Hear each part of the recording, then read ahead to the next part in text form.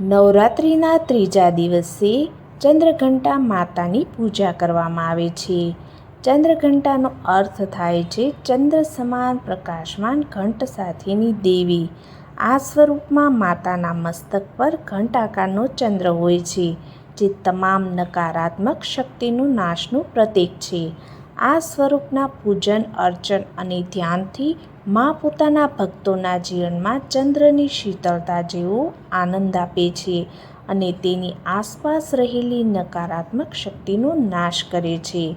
માનું આ સ્વરૂપ ભક્તોના તમામ ભયને હરી લઈને તેમને નિર્ભયતાનું વરદાન આપે છે. આ છે તેમના ધ્યાન માટેનો મંત્ર.